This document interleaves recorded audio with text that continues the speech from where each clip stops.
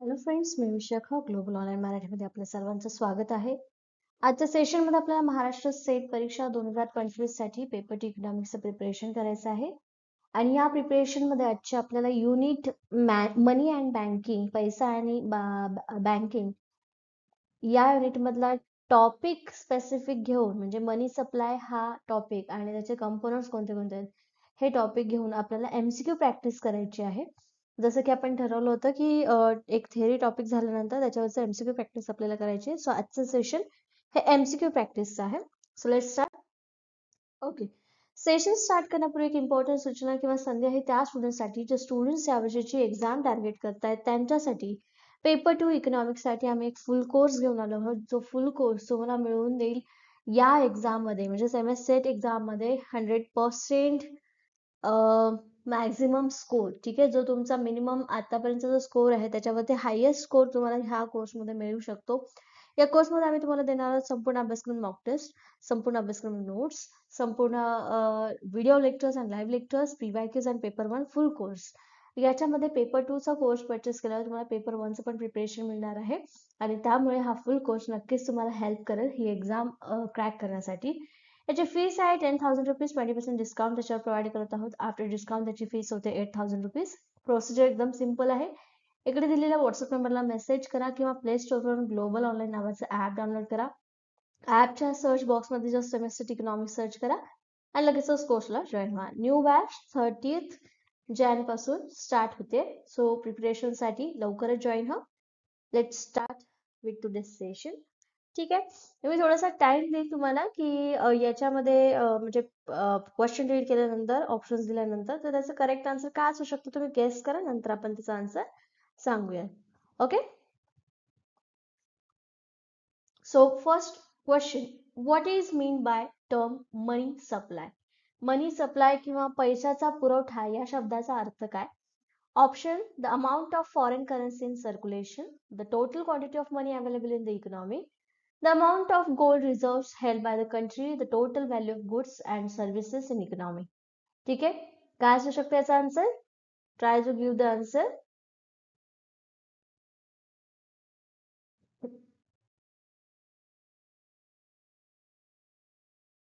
Okay, let me tell you the correct answer is option B.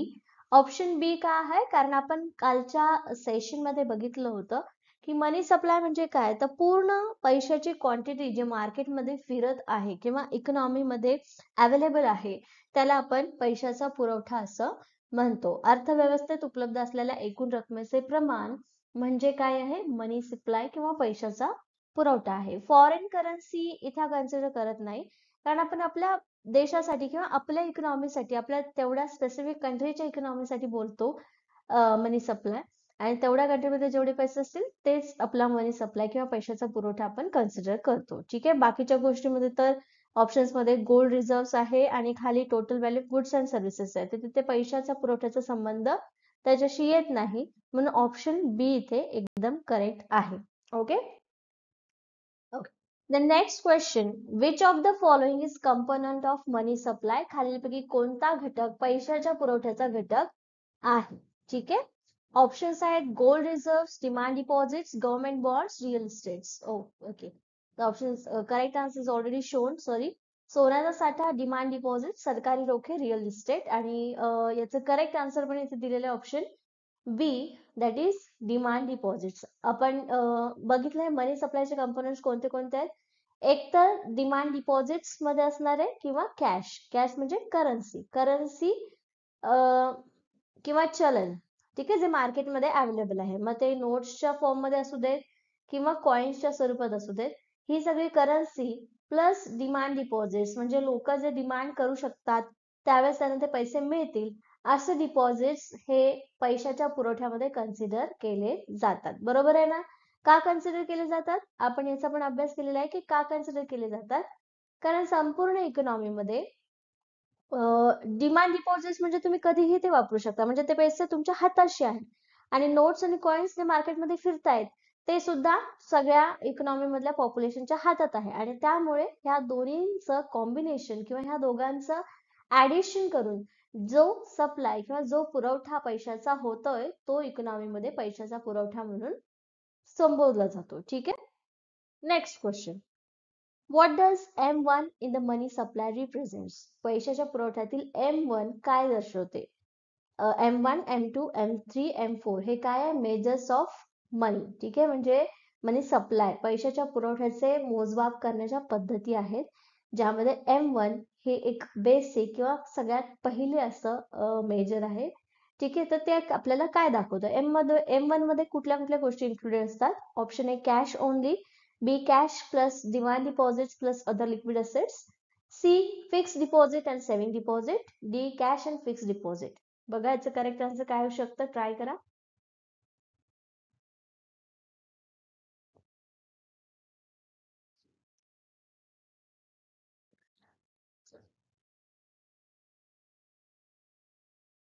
Okay, so याचं correct answer आहे option B, cash, demand deposits and other liquid assets किंवा OD, other deposits असं आपण त्याला संबोधतो. M1 म्हणजे काय मग? M1 जे आपल्याला पाठच करून ठेवायचं मी सांगितलेलं आहे. एक आहे करन्सी किंवा कॅश, त्याच्यानंतर plus DD plus OD. OD म्हणजे अदर डिपॉझिट्स किंवा other liquid assets. Okay. Then next question, which is the most liquid form of money? पैशाचा सर्वात द्रव म्हणजे इथे तरल रूप कोणते आहे? M1, M2, M3, M4. काय आन्सर असू शकतं? तरल रूप म्हणजे काय? तर तिथे जास्तीत जास्त वाहायला किंवा जास्तीत जास्त सर्क्युलेट व्हायला स्कोप असतो, तर त्याला आपण तरल म्हणतो. ठीक आहे, तर यापैकी कोणतं असं मेजर आहे मनी सप्लायचं जे जास्त तरल आहे?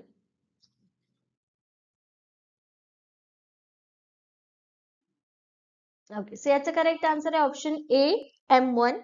M1 हे सगळ्यात बेसिक आणि सगळ्यात पहिला फॉर्म आहे मनी सप्लायचा, म्हणून M1 हे इथे काय आहे? करेक्ट आन्सर आहे.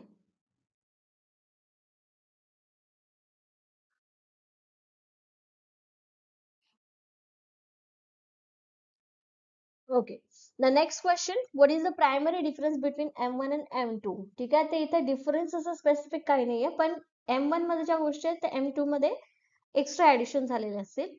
ठीक आहे, तर याच्यामध्ये बेसिक डिफरन्स काय आहे तो सांगायचा आहे. M1 आणि M2 मध्ये प्राथमिक फरक काय आहे? Option A, M2 includes M1 and saving deposits with post office and banks. M1 includes gold while M2 includes bonds. M2 includes currency in circulation. M1 is broader than M2. ठीक आहे, तर याच्यामध्ये बघायला गेलं तर बघा इथे डी जे ऑप्शन आहे त्याच्यामध्ये सांगितलं की M1 is broader than M2. Is it? No. M2 M1 पेक्षा ब्रॉडर आहे. जसा नंबर मोठा तसे तिची मनी मोठी, तर M1 हे चुकीचं आहे. ठीक आहे, त्याच्यानंतर currency in circulation, M2 circulation मधली करन्सी एक्सक्लूड करतो का? नाही. M2 जर आपण बघितलं असेल तर M2 ला M1 प्लस अजून एक गोष्ट त्याच्यामध्ये ऍड होते, सो इथे हे एक्सक्लूड होऊ शकत नाही, म्हणून सी पण ऑप्शन नाहीये. मग M1 includes gold while M2 includes bond. आता गोल्ड तर कशातच इन्क्लूड केलं जात नाही, असेट्स मध्ये किंवा कुठल्याच याच्यामध्ये इन्क्लूड होत नाही, म्हणजे ऑप्शन बी तर इथे नाहीच. मग करेक्ट आन्सर काय आहे? आपलं ऑप्शन ए आहे. काय आहे? M2 is equal to M1 plus savings in post office. ठीक आहे, पोस्ट ऑफिस मधले savings. Okay, hopefully you have idea about this की M1 काय आहे, M2 काय आहे, M3 M4. ठीक आहे, नसेल तर जे सेशन आपलं लास्ट सेशन झालेलं आहे मनी अँड बँकिंगचं, ते बघून घ्या एकदा, ते क्लिअर होईल तुम्हाला नेमकं काय आहे. Okay, the next question, fixed deposits are the part of which money supply measure? मुदत ठेवी हा कोणत्या मनी सप्लाय उपायाचा भाग आहे? Option A M1, M2, M3, both, B and C.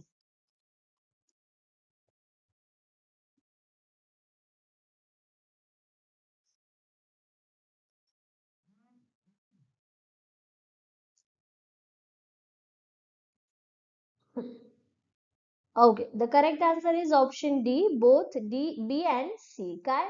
Fix deposit विचारले ना, फिक्स डिपॉझिट तर मग ह्याच्यामध्ये पण येणार, ह्याच्यामध्ये पण येणार आहे. आणि M1 ला का नाही कन्सिडर केलं? कारण M1 ह्याच्यामध्ये पण आहे M1 आणि याच्यामध्ये पण आहे M1, आणि त्यामुळे आपण बी आणि सी लिहिलं, ए नाही लिहिलं. ए मध्ये पण ऍक्च्युअली फिक्स डिपॉझिट यायला पाहिजे, पण याच्यामध्ये M2 आणि M3 मध्ये ऑलरेडी M1 असल्यामुळे स्पेशली M1 ला आपण करेक्ट आन्सर देत नाही. सो ऑप्शन डी इथे करेक्ट आहे, both B and C. Okay, then next question, which of the following is not included in M1? खालीलपैकी कोणता M1 मध्ये समाविष्ट नाही? Option A currency with the public, त्याच्यानंतर demand deposits, time deposits, travels check.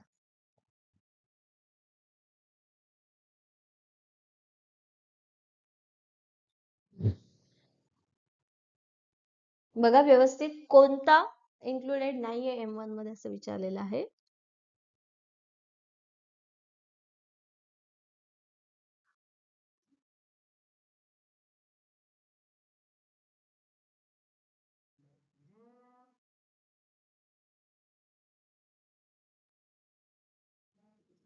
Okay, so याचं correct answer आहे option C, time deposit. जसं की आपण बघितलं होतं की करन्सी, आता ही ट्रॅव्हल चेक म्हणजे काय, की तुम्ही ट्रॅव्हलिंग करताना तुमच्या सोबत तुम्ही काय ठेवता, तर एक चेक ठेवता जे तुम्ही देऊन डायरेक्ट तुमचा म्हणजे कॅश, त्याला काय म्हणू शकतो आपण, वाउचर म्हणू शकतो. ठीक आहे, ट्रॅव्हल चेक कसं असतं, वाउचर सारखं असतं. तुम्ही ते दिल्यानंतर तर त्याची व्हॅल्यू पैशाची असते, तर ते तुम्ही काय करू शकता, तिथे देऊन तुमचं काम जे आहे ते तुम्ही परचेस करू शकता. मग करन्सी जे मार्केटमध्ये ऑलरेडी आहे ते तर इन्क्लूड आहे M1 मध्ये. डिमांड डिपॉझिट्स पण M1 मध्ये इन्क्लुडेड आहेत, फक्त टाइम डिपॉझिट्स नाही आहेत, म्हणून ऑप्शन सी इथे या क्वेश्चन साठी करेक्ट आन्सर आहे. M1 मध्ये इन्क्लुडेड नाही, मुदत ठेवी. ठीक आहे, नेक्स्ट क्वेश्चन आहे, what does M3 primarily consist of? M3 मध्ये प्रामुख्याने काय समाविष्ट आहे? Option A M1 plus time deposits of banks, M2 treasury bonds, M1 plus savings account, M2 plus currency in bonds. ठीक आहे, बँकांची M1 आणि मुदत ठेवी, M2 plus treasury bonds, M3 विचारलंय. थोडंसं विचार करा आणि आन्सर द्यायचं काय असू शकतं मग M3 मध्ये इन्क्लुडेड.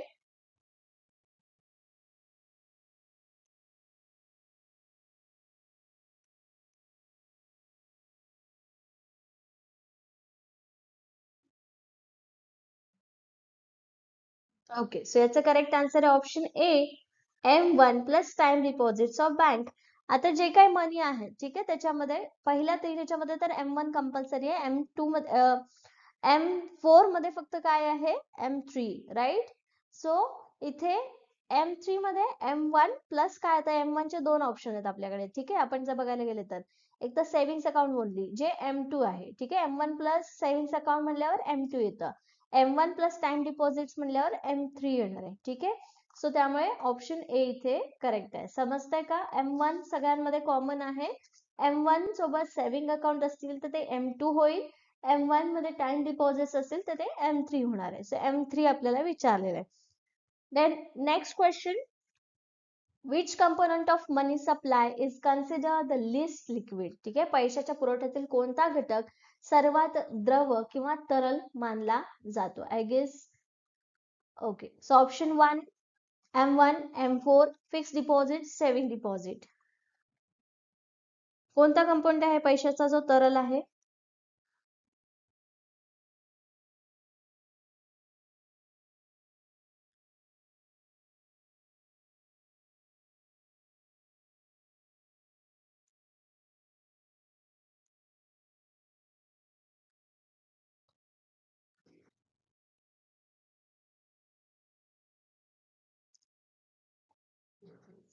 ओके, सो याचं करेक्ट आन्सर आहे ऑप्शन सी, फिक्स डिपॉझिट. ठीक आहे, याच्यामधला जो money supply is consider the list liquid विचारलेला आहे. बाकी सगळे कसे आहेत, लिक्विड आहेत, म्हणजे पटापट इकडून तिकडे चेंज होतात किंवा ह्या हातातून त्या हातामध्ये पैसे जातात. पण फिक्स डिपॉझिट कसं आहे, ते फिक्स टायमालाच ओपन होतात किंवा फिक्स टायमालाच ते बाहेर काढले जातात किंवा त्याच्यावर ट्रान्झॅक्शन केलं जाऊ शकतं. त्यामुळे इथे मुदत ठेवी ज्या आहेत त्या कशा आहेत, तर सगळ्यात कमी तरल घटक मानला जातो. ठीक आहे, त्याच्यानंतर नेक्स्ट क्वेश्चन आहे,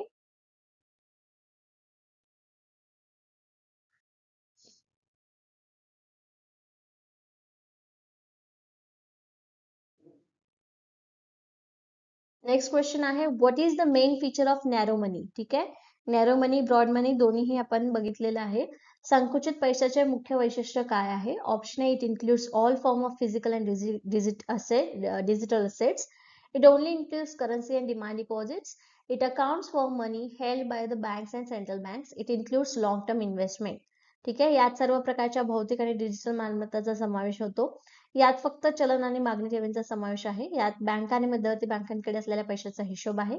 यात दीर्घकालीन गुंतवणुकीचा समावेश आहे. नॅरो मनी म्हणजे काय असं विचारलेलं आहे. नॅरो म्हणजे छोटी, अरुंद असं पैसे यातले कोणते असू शकतात किंवा त्याच्यामध्ये कुठल्या गोष्टी इन्क्लुडेड असतात. आता मोस्टली M1 आणि M2 ला नॅरो मनी किंवा संकुचित पैसा असं म्हटलं जातं. तर त्याच्यामध्ये कोणत्या गोष्टी इन्क्लुडेड असतात ते या ऑप्शन मध्ये आपल्याला बघायचंय. ठीक आहे, काय असेल याचं correct answer? Okay, the correct answer is option B. It only includes currency and demand deposit. सगळ्यात नॅरो मनी जे आहे, सगळ्यात कमी संकुचित मनी जे आहे ते आहे M1. ठीक आहे, आणि M1 मध्ये काय आहे मग फक्त करन्सी आणि डिमांड डिपॉझिट्स आहेत, राईट. आणि ओडी जे ऑप्शन मध्ये नाहीये पण असेल तर तेही याच्यात कन्सिडर होईल. पण M1 याच सगळ्यात M1 जे फीचर्स आहेत ते नॅरो मनीचे फीचर्स सगळ्यात पहिले घेतात. Okay. Okay, the next question. Broad money M3 is also known as. आता बघा, ब्रॉड मनी म्हणजे M3 पण आहे आणि M4 पण आहे. या दोन्हीला आपण ब्रॉड मनी म्हणतो आणि M1 आणि M2 ला आपण नॅरो मनी म्हणतो. तर याच्यामध्ये विचारलंय की ब्रॉड मनी म्हणजे M3 is also known as. काय म्हणू शकतो आपण M3 ला? ऑप्शन आहे बेस मनी, हाय पॉवर्ड मनी, ऍग्रीगेट मॉनिटरी रिसोर्स आणि नॅरो मनी. ब्रॉड मनी जर म्हटलं तर इथे नॅरो मनी म्हणू शकतो का?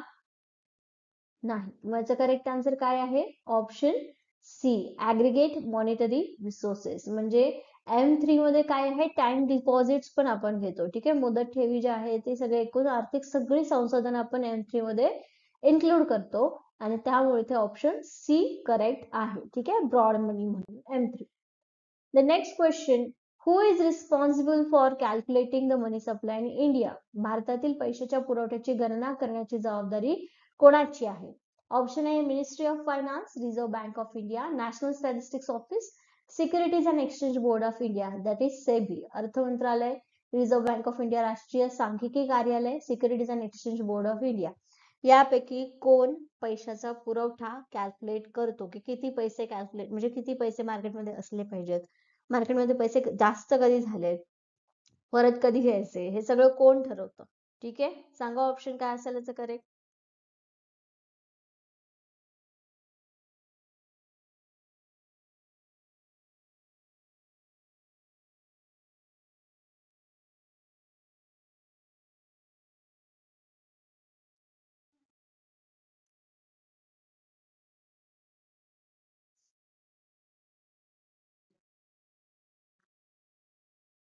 Okay, the correct answer is option B, reserve bank of India. ठीक आहे, रिझर्व्ह बँक ऑफ इंडिया ही इंडियाची सेंट्रल बँक आहे आणि सेंट्रल बँकेला हे सगळे अधिकार आहेत की किती सप्लाय असला पाहिजे, ते कंट्रोल कसे करायचे, त्याचे वेगवेगळे जे वेज आहेत कंट्रोल करण्याचे, एक्सचेंज वरती कंट्रोल ठेवण्याचे, हे सगळे अधिकार RBI ला किंवा सेंट्रल बँकेला आहेत. त्यामुळे इथे सप्लाय, मनी सप्लाय किती असला पाहिजे हे इंडियाची policy reserve bank of India म्हणजेच RBI ठरवते. ठीक आहे, स्टॅटिस्टिकल ऑफिसर्स हे नाही ठरवत. ठीक आहे, तो फक्त डेटा प्रोव्हाइड करतो. मिनिस्ट्री ऑफ फायनान्स वेगवेगळ्या स्कीम्स तयार करणं जे रिलेटेड आहेत तुमच्या इकॉनॉमीशी किंवा पूर्ण अर्थव्यवस्थेशी. ठीक आहे, त्याच्यानंतर security and board exchange of board securities and exchange board of India, सेबीचं काय काम असणार आहे मग? बॉन्ड्स खरेदी विक्री किंवा त्याच्या हा बॉन्ड खरेदी विक्रीचं मेन काम आपण इथे त्यांचं असे म्हणू शकतो. Next question. What is the difference between M3 and M4 in the money supply? पैशाच्या पुरवठ्यात M3 आणि M4 मध्ये फरक काय आहे? जसं आपण सुरुवातीच्या एका क्वेश्चन मध्ये बघितलं की M1 आणि M2 मध्ये काय फरक आहे, आता M3 आणि M4 मध्ये काय फरक आहे? दोन्ही ब्रॉड मनी आहेत पण बेसिक एक डिफरन्स त्यांच्यामध्ये असणार आहे. तो काय असणार आहे? ऑप्शन आहे M1 includes M3 and all savings deposit with post office. M3 includes M4 and additional liquid assets. M4 is smaller than M3. M4 excludes time deposit. ठीक आहे, बेसिक डिफरन्स विचारलेला आहे याच्यामध्ये. काय आन्सर असू शकतं? ट्राय करा.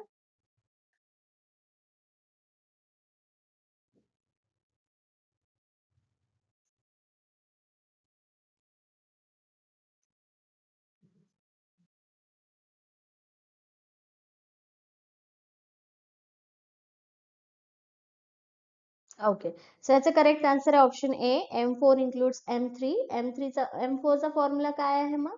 M4 is equal to M3 plus all savings with post office हे याच्यात आहे आणि हाच बेसिक डिफरन्स. आता बेसिक डिफरन्स जेव्हा विचारला जातो क्वेश्चन मध्ये, तर बट ऑब्विस आहे त्याचं जे मुख्य वैशिष्ट्य आहे ते तुम्हाला ऑप्शन मध्ये दिलेले असतील आणि ते जर तुम्हाला माहिती असेल तर तुम्ही इझिली त्याचं करेक्ट आन्सर सांगू शकता. ठीक आहे, सो M1 M3 M4 जे आहे ते व्यवस्थितपणे लक्षात ठेवा, कशाच्या फॉर्म्युल्यामध्ये काय ऍड केलेलं आहे ते. ठीक आहे, then next question, high powered money is also referred to as.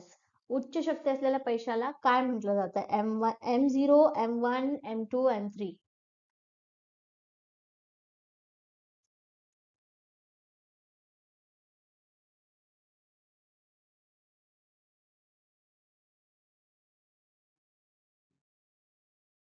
काय असेल आन्सर?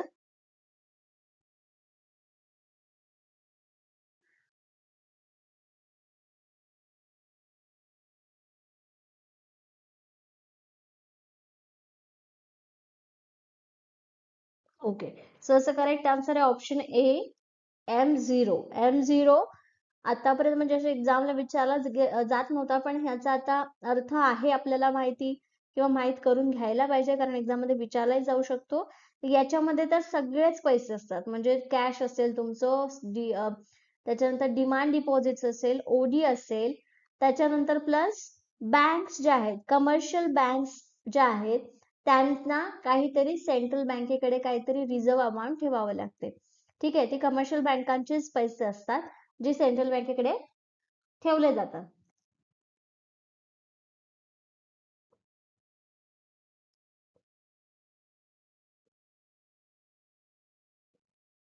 तर ते सुद्धा याच्यामध्ये कन्सिडर केले जातात. ओके,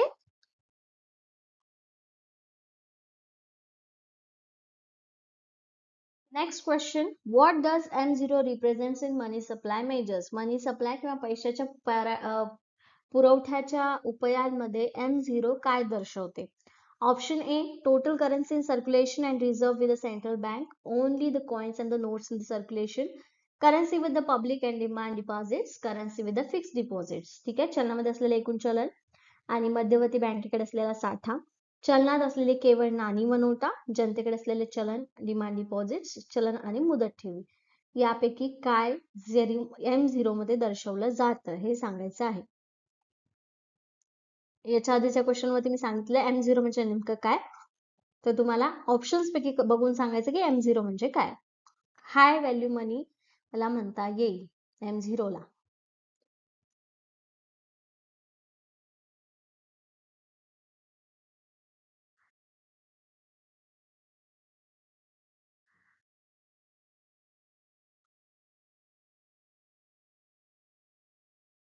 ओके, सो याचा करेक्ट आन्सर आहे ऑप्शन ए. जसं की मागच्या एका क्वेश्चन मध्ये मी सांगितलं होतं की तिथे टोटल करन्सी इन सर्क्युलेशन म्हणजे ओडी डीडी, त्याच्यानंतर करन्सी, ह्या सगळ्या तर आहेतच, पण reserve with the central bank, जे सेंट्रल बँकेकडे पैसे रिझर्व आहेत कमर्शियल बँकांचे, कमी पडल्यानंतर जेव्हा सेंट्रल बँकेला ते पैसे कमर्शियल बँकेला द्यावे लागतात, ते सुद्धा याच्यामध्ये इन्क्लुडेड असतात. ठीक आहे, सो ऑप्शन ए इथे करेक्ट आन्सर आहे. Okay, M0 represents total currency in circulation, चलनात असलेले एकूण चलन आणि मध्यवर्ती बँकेकडे असलेला साठा, या सगळ्यांना इन्क्लूड केलं जातं.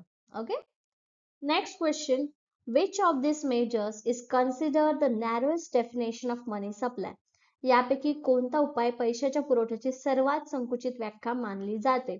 Option A, M0 M1 M2 M3. M1 तर हाय व्हॅल्यू मनी आहे, आत्ताच्या मागच्या दोन क्वेश्चन वरून तुम्हाला लक्षात आलं असेल.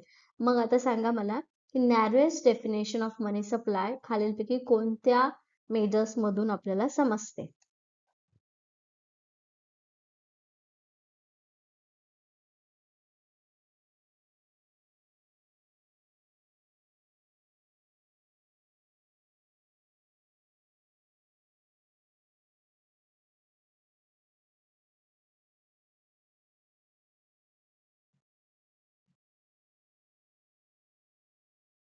Guess which will be the correct answer. Guess.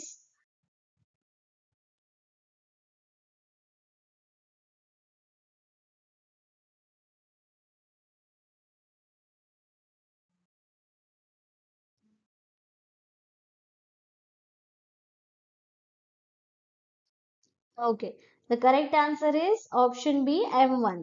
आता जे आपण बघितलेलं आहे, मी थोडा जास्त वेळ दिला याच्यासाठी कारण की तुम्हाला हे सगळं माहिती पाहिजे की एक्झॅक्टली काय आहे याच्यामध्ये करेक्ट आन्सर. तर M1 हे करेक्ट आहे. बाकी दोन्ही म्हणजे M2 आणि M1 हे नॅरो मनी जरी असले तर त्या दोन्हीमध्ये सगळ्यात छोटा भाऊ हा M1 आहे. M1 पेक्षा M2 आणि M3 M4, ठीक आहे, जसं नंबर आहे तसं ते त्यांची सिरियल आहे. ओके, M0 सगळ्यात लहान आहे पण ही हाय व्हॅल्यू आहे कारण ह्याच्यामध्ये सेंट्रल बँकेकडचा साठा सुद्धा इन्क्लूड असतो, ठीक आहे, M0 मध्ये. Okay, the next question, which of the following is not a function of money? खालीलपैकी कोणते कार्य पैशाचे नाही? पैशाचे कार्यामध्ये ऑप्शन आहे. Option A medium of exchange, देवाणघेवाणीचं माध्यम, स्टोर ऑफ व्हॅल्यू, मूल्याचा साठा, मेजर्स ऑफ वेल्थ इनइक्वॅलिटी, संपत्तीतील विषमतेचे मोजमाप, युनिट ऑफ अकाउंट, खात्याचे युनिट म्हणून काम करतो. कोणतं फंक्शन नाही असं विचारल्या, लक्षात घ्या, नॉट अ फंक्शन.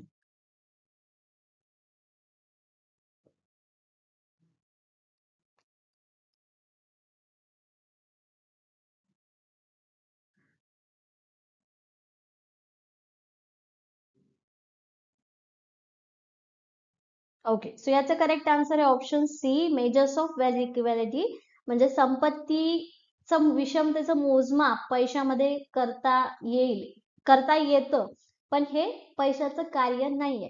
आपण त्याचा वापर करतो. जसं आपल्याला माहिती आहे की आपण म्हणजे मनुष्य हा प्राणी असा आहे की कुठलीही एक गोष्ट मिळाली की त्याचे दोन्ही प्रकारचे फायदे आणि तोटे दोन्हीही असतात. तर त्यापैकी कोणता आपण करतो ते आपल्यावर डिपेंड असतं. तसंच हे तीन जे आहे ते पैशाची कार्य आहे, ठीक आहे. पण हे जे आहे ते पैशाचे कार्य नाहीये, त्याचा वापर आपण जस्ट केलेला आहे, पण it's not a function of money, ठीक आहे. Next question, saving deposits are included in which measure of the money supply? बचत ठेवींचा समावेश पैशाच्या पुरवठ्याच्या कोणत्या मोजमापात केला जातो? Option A M1 only, M2 M3 M0 M1 none of the above.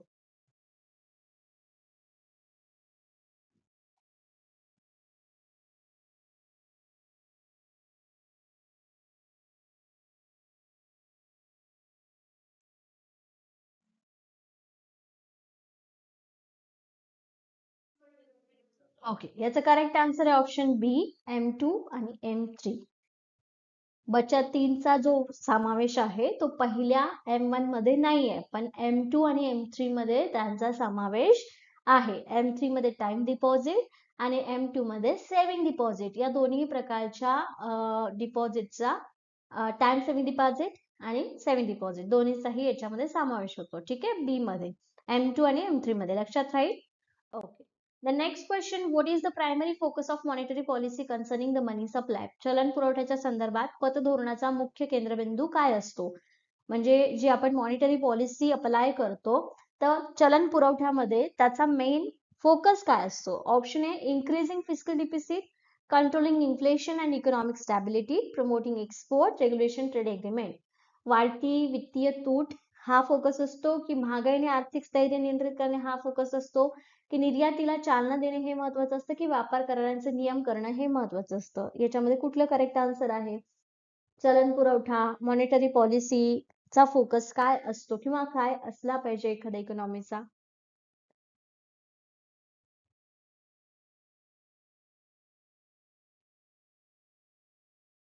Okay, so याचा करेक्ट आन्सर आहे ऑप्शन बी, ऑब्विसली. तिथे वित्तीय तूट वाढवणं हा तर उद्देश नसणार आहे किंवा एक्सपोर्ट वाढवणं हा मुख्य उद्देश नसणार आहे. कंट्रोलिंग इन्फ्लेशन म्हणजे महागाई किंवा जी इन्फ्लेशन आहे त्याला कंट्रोल नियंत्रित ठेवणं आणि आर्थिक स्थैर्यता हे मेन उद्देश आहे. बाकी ह्या ज्या गोष्टी आहे की डिफिसिट कमी जास्त करणं, एक्सपोर्टेशनला प्रमोट करणं किंवा अग्रीमेंटचं नियमन करणं, ह्या सगळ्या गोष्टी मग इकॉनॉमिक स्टॅबिलिटी करताना आपोआप त्याच्यामध्ये इन्क्लूड होतात. त्यामुळे ऑप्शन बी इथे करेक्ट आहे. याचा फोकस मेन म्हणजे असतो की आर्थिक स्थिरता प्रस्थापित करणे. Okay, next question, what is the role of central banks in the money supply? पैशाच्या पुरवठ्यात मध्यवर्ती बँकांची काय भूमिका आहे? Option A printing currency, setting all reserve requirements, managing interest rate. मुद्रण चलन, मुद्रण चलन म्हणजे छापणी, चलनाची छापणी. राखीव गरजा निश्चित करणे म्हणजे जे काही कमर्शियल बँकेकडून रिझर्व्ह ठेवावे लागतात बँकेकडे ते. त्याच्यानंतर व्याजदराचं व्यवस्थापन, व्याजदर वाढवणं कमी जास्त करणं हे, की डी वरील सर्व?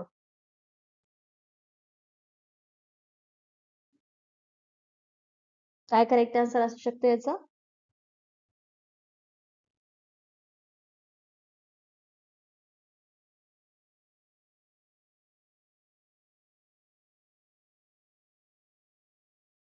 ओके, सो याचं correct answer option D. Obviously printing करणं मॉनिटरी आरबीआयचं काम आहे. कुठल्याही रिक्वायरमेंट जे आहेत, रिझर्व्ह किती ठेवायचे, हे सगळं काम आरबीआयचं आहे. आणि इंटरेस्ट रेट मॅनेज करणं म्हणजे किती ठेवायला पाहिजे, वाढवायला पाहिजे की कमी करायला पाहिजे, याचे निर्णय कोण घेतं? आरबीआय. म्हणून ऑप्शन डी इथे करेक्ट आहे. Okay, the next question. The process by which bank creates money is also known as. बँका ज्या प्रक्रियेद्वारे पैसे तयार करतात त्या प्रक्रियेला काय म्हणतात? Option A monetary expansion, credit creation, currency distribution, deposit transportation. आर्थिक विस्तार, पतनिर्मिती, चलन वितरण, डिपॉझिट ट्रान्सफॉर्मेशन. जो आपला टॉपिक आलेला आहे त्या टॉपिक मध्ये हा पॉईंट पेंडिंग आहे, त्यामुळे मी डायरेक्ट आन्सर सांगते. याचा करेक्ट आन्सर आहे ऑप्शन बी, करेक्ट क्रेडिट क्रिएशन, पतनिर्मिती. ती कशी होते याला डिटेल आपण आपल्या थेरी सेशन मध्ये बघणारच आहोत. नेक्स्ट सेशन जे होणार आहे आपलं, जे मंडेला सेशन होईल, त्यामध्ये क्रेडिट क्रिएशन कशा प्रकारे होतं हे आपण विथ एक्झाम्पल बघणार आहोत. बट मेन जे काम आहे, ही प्रोसेस जी आहे बँकेची, ती क्रेडिट क्रिएशन असं नाव आहे त्याला. जे बँकांचं काम आहे त्याला क्रेडिट क्रिएशन म्हणतात. बेसिक जसं एखादी मशीन चालते, त्या मशीनचं जे वर्क आहे ते मेकॅनिझम म्हणून आपण ओळखतो. तसंच बँकेची जी प्रोसेस आहे किंवा बँकेचं जे मेन काम आहे त्याला क्रेडिट क्रिएशन असं म्हणतात. ओके, ऑप्शन बी करेक्ट आहे. The next question. What does the term velocity of money means. पैशाचा वेग या शब्दाचा अर्थ काय? वेग म्हणजे पैसे किती जोराने उडतात किंवा पळतात असं आहे का? नाही. मग काय आहे खालीलपैकी? Option. The speed at which money is printed, the frequency of transaction involve in the unit of money, the rate at which loans are approved, the time taken for monetary policy to take effect. ज्या वेगाने पैसे छापले जातात, पैशाच्या युनिटशी संबंधित व्यवहारांची वारंवारता, ज्या दराने कर्ज मंजूर केले जाते, पतधोरण अंमलात आणण्यासाठी लागणारा वेळ. आता इथे लक्षात घ्या, पैशाचा वेग म्हणजे किती कमी वेळात किंवा किती वेळात एक पैसा किंवा एक नोट जास्तीत जास्त लोकांमध्ये फिरते. सपोज एक 100 रुपयाची नोट प्रिंट केलेली आहे, ती नोट आज माझ्याकडे आहे, उद्या तुमच्यापैकी एकाकडे असेल, तुम्ही ते बाजारात द्याल, बाजारातून दुसऱ्या दुकानात जाईल, दुसऱ्या दुकानातून बँकेत जाईल. ही काय आहे? पैशाची व्हॅलॉसिटी आहे. तर याला ऑप्शन सुटेबल कोणता आहे ते मला सांगा. याचा करेक्ट आन्सर काय असेल? ओके, सो याचा करेक्ट आन्सर आहे ऑप्शन बी. ठीक आहे. Which monetary measures is use for international comparison. आंतरराष्ट्रीय तुलनांसाठी कोणते आर्थिक उपाय वापरले जातात? या ऑप्शन्स पैकी म्हणजे हे जे मेजर्स आहेत पैशाचे मोजमापाचे, त्यापैकी कोणतं मेजर हे आंतरराष्ट्रीय तुलनांसाठी वापरलं जातं?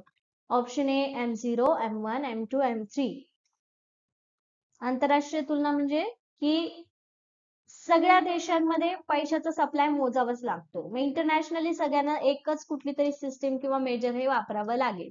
तर यापैकी कोणतं मेजर असं आहे जे इंटरनॅशनल कंपॅरिझन साठी वापरलं जातं? तर याचं करेक्ट आन्सर आहे ऑप्शन बी, M1. M1 जे बेसिक आहे, सगळ्यात पहिलं आहे, ज्याच्यामध्ये करन्सी प्लस डीडी म्हणजे डिमांड डिपॉझिट प्लस ओडी. ठीक आहे, हे सगळं इन्क्लुडेड असतं आणि सगळ्या इंटरनॅशनल कंपॅरिझन करण्यासाठी हेच मेजर यूज केलं जातं. कोणतं? M1. लक्षात राहील. प्रत्येकाबद्दल काही ना काहीतरी वैशिष्ट्य आहे, ते तुम्हाला लक्षात राहिलं पाहिजे. ठीक आहे. The next question. Which of the following can reduce the money supply in economy. खालीलपैकी कोणत्या अर्थव्यवस्थेतील पैशाचा पुरवठा कमी करू शकते? Option A lowering reserve requirements, increasing interest rate, printing more currency, lowering taxes. ठीक आहे, पैशाचा पुरवठा कमी करण्यासाठी खालीलपैकी कोणता घटक उपयोगी आहे? राखीव गरजा कमी करणे म्हणजे रिझर्व्ह रिक्वायरमेंट जे आहे ते कमी करणे, व्याज दरात वाढ करणं, अधिक चलन छापणे की कर कमी करणे. पैशाचा पुरवठा कमी करण्यासाठीचं रिझन किंवा ऑप्शन याच्यामध्ये कोणतं करेक्ट आन्सर आहे?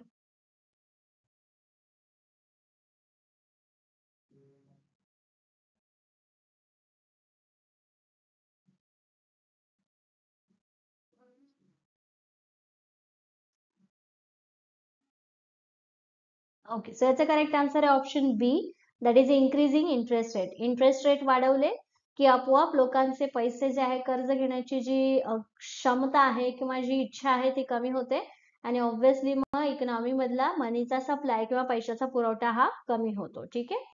Then last question for today's session. Which organisation primarily influence money supply to the open market operations. कोणती संस्था प्रामुख्याने खुल्या बाजारातील कामकाजाद्वारे पैशाच्या पुरवठ्यावर परिणाम करते. Option A ministry of finance, central bank that is RBI in India, fade in US, commercial banks, world bank. यापैकी कोणती संस्था ओपन मार्केट ऑपरेशन्स मध्ये पैशाच्या पुरवठ्याला इन्फ्लुएन्स करते, म्हणजे वाढवायचं असेल तेव्हा वाढवते, कमी असेल करायचं तेव्हा कमी करते, पण यापैकी कोणती संस्था आहे ती. ओके ओके, याचं करेक्ट आन्सर आहे ऑप्शन बी, सेंट्रल बँक. ठीक आहे, आरबीआय आहे, फेड आहे, म्हणजे सेंट्रल बँक. थोडक्यात सेंट्रल बँक तर कोणत्याही प्रकारची असू शकते. ठीक आहे, सो ऑप्शन बी इथे करेक्ट आन्सर आहे. Okay, that's it for today. 25 question आपण मनी सप्लाय किंवा मनी मेजर्स जे आहेत याच्यावरचे आपण आजच्या सेशन मध्ये बघितलेले आहेत. होपफुली सगळे सेशन्स जे आहेत किंवा सगळे जे डाऊट्स आहेत तुमचे ते सगळे क्लिअर झाले असतील. कोणाचे डाऊट्स क्लिअर झाले नसतील जस्ट लेट मी नो, आपण परत एकदा सेशन मध्ये बघूयात किंवा मी तुम्हाला ते प्रोव्हाइड करेल. ठीक आहे, तुम्हाला म्हणजे ग्रुपमध्ये जरी विचारलं तरी मी तिकडे तुम्हाला रिस्पॉन्स देईल. Okay, that's it for today. Thank you for today session. Let's end the session.